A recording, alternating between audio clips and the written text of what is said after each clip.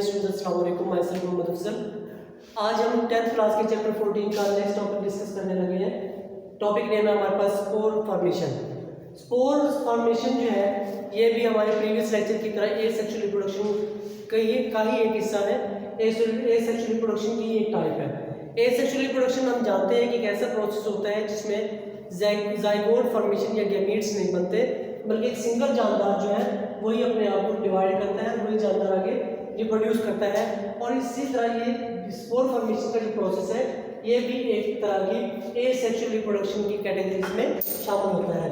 Asexual reproduction की categories में हम ये जानते हैं कि एसेक्सुअल रिप्रोडक्शन का जो प्रोसेस है, इस प्रोसेस के अंदर स्पोर नाम से जाहिर है कि स्पोर फॉर्मेशन, मतलब इसमें स्पोर्स बनेंगे।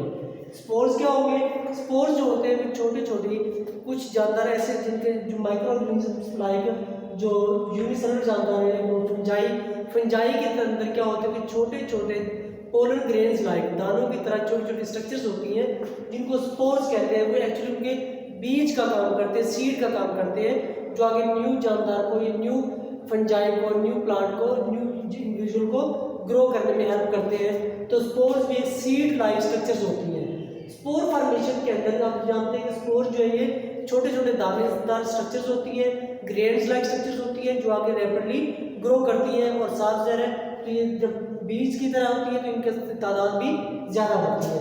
तादाद ज़्यादा होती है स्पोर फॉर्मेशन की टाइम भी किसके अंदर आ जाती है? मल्टीपल फिशिंग के अंदर, क्योंकि एक स्पोर एक जानदार को पैदा करेगा, मैनी स्पोर्स मैनी जानदार को पैदा करेंगे।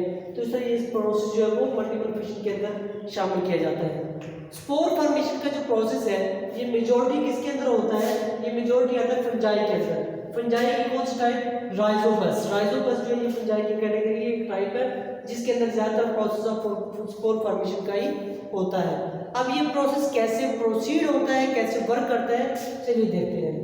राइजोपस जो है जब अपनी रिप्रोडक्टिव एज को पहुंचती है, राइजोपस जो कि फंजाई की टाइप है, जब वो अपनी रिप्रोडक्टिव एज को पहुंचती है तो उसकी बॉडी जो है वो क्या करती है? उसकी बॉडी के अंदर अराउंड एक लेयर बनती है। जो राइजोपस है उसकी बॉडी के अराउंड एक लेयर बनती है। वो लेयर जो है वो थिक वॉल होती है और जिसके अंदर क्या होती है? स्पोर्स के लिए जगह बन जाती है। स्पोर सेल होते हैं जिसके अंदर स्पोर सेल वो जगह जहाँ पे स्पोर्स जो है वो ग्रो करेंगे, जहाँ पे स्पोर्स पैदा होंगे, उस जगह का नाम होता है स्पोरेंजिया। क्या कहते हैं उसको? स्पोरेंजिया कहते हैं। और अगर सिंगल होगा तो उसको स्पोरेंजियम कहेंगे। ठीक है जी। हमने एक बात की अभी थोड़ी देर पहले कि जब राइजोपस अपनी रिप्रोडक्टिव एज को पहुंचेगा तो उसकी बॉडी जो है वो एक थिक वॉल्ड लेयर बनाएगी और उस थिक वॉल्ड लेयर का नाम होगा सिस्ट। क्या नाम होगा उसका? सिस्ट होगा। इनसाइड द सिस्ट क्या होती है? एक प्रोटेक्टिव लेयर होती है जो एक्सटर्नल इंजरीज या एक्सटर्नल हार्म से इंटरनल सेल्स को, इंटरनल स्ट्रक्चर को बचाती है। और यहाँ पे इंटरनल स्ट्रक्चर्स क्या होते हैं? यहाँ पे इंटरनल स्ट्रक्चर्स होते हैं स्पोर्स। तो ये स्पोर्स को सिस्ट जो है वो एक्सटर्नल हार्म से बचाती है, एक्सटर्नल इंजरी से प्रोटेक्ट करती है। तो अगर ये जिस स्ट्रक्चर के अंदर स्पोर्स इनक्लोज होते हैं, जिस स्ट्रक्चर के अंदर बंद होते हैं, उस स्ट्रक्चर का नाम होता है स्पोरेंजिया। क्या नाम होता है इसका? स्पोरेंजिया। वो स्ट्रक्चर कुछ यूं होती है, वो स्ट्रक्चर कुछ इस तरह से होती है कि वो एक ये जो ऊपर कप लाइक स्ट्रक्चर होती है इसको नाम स्पोरेंजिया होगा, क्योंकि स्पोरेंजिया के अंदर बहुत सारे ग्रेन्स लाइक स्ट्रक्चर्स होंगी जिनको हम नाम देंगे स्पोर्स का। तो क्या नाम देंगे? स्पोर्स का नाम देंगे और सिंगल को स्पोरेंजियम कहेंगे। अब ये प्रोसेस स्पोर्स फॉर्मेशन का जो प्रोसेस है ये कैसे प्रोसीड होता है, या एक से ज़्यादा स्पोर्स कैसे बनते हैं? हम देखते हैं कि जो प्रोसेस होते हैं जब सेल डिवाइड करता है इनसाइड द स्पोरेंजियम, इस पार्ट के अंदर, इस पार्ट के अंदर ये जो स्पोरेंजियम हमने कहा है या आपके सामने यहाँ भी शो किया गया है, इनसाइड द स्पोरेंजियम जो सेल्स होते हैं वो मैनी टाइम्स डिवाइड होते हैं। इनसाइड द स्पोरेंजियम सेल जो है वो मैनी टाइम डिवाइड होते हैं। ये स्पोरेंजियम है, ये मुकम्मल जो शेप है इसको स्पोरेंजियम कहेंगे। और ये उसकी आउटर वॉल है जिसको हमने नाम दिया सिस्ट का।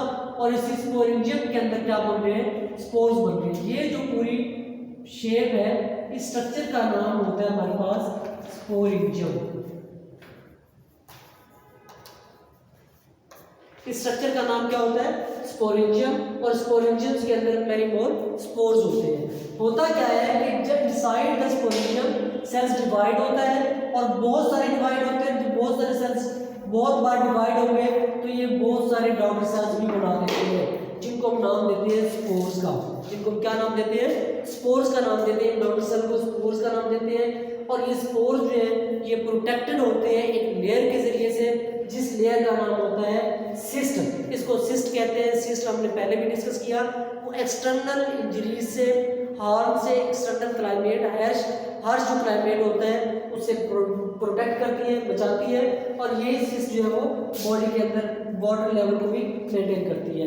यहाँ पे हम ये भी बात डिस्कस करेंगे कि जो स्पोर्स होते हैं, जो कि यहाँ पे स्पोरेंजियम के अंदर इनक्लोज होते हैं, बंद होते हैं, जैसे ही फेवरेबल कंडीशन पैदा होती है या जब राइजोपस अपनी रिप्रोडक्टिव एज को पहुंचते हैं तो ये सिस्ट जो है ये फट जाती है, ये यहाँ से रैप्चर हो जाती है, बॉडी के किसी एक स्पोरेंजियम के किसी एक पार्ट से फट जाएगी। और फटने से क्या होगा, जो स्पोर्स है वो बाहर आ जाएंगे। वो हवा के जरिए से या किसी और अदर सोर्स के जरिए से हम दूसरी जगह पहुंच जाते हैं, और जहाँ पे उनको क्लाइमेट सूटेबल नजर आता है उसी सूटेबल क्लाइमेट के अंदर वो दोबारा से ग्रो करके मैनी मोर राइजोपस पैदा कर देते हैं। तो इस तरह एक जानदार से, एक राइजोपस से दूसरी जगह पे बहुत सारे राइजोपस पैदा हो जाते हैं। और ये प्रोसेस भी एक किस्म का एसेक्सुअल रिप्रोडक्शन ही होता है, इसमें कोई दूसरा जानदार इन्वॉल्व नहीं होता। तो अब क्या होता है कि कुछ स्पीशीज ऐसी भी होती हैं जैसे कि बैक्टीरियल सेल, उनके अंदर क्या होता है कि जो इनसाइड द सेल होता है स्पोर सेल के अंदर ग्रो करता है। ठीक है जी। The spore inside the cell is called endospore.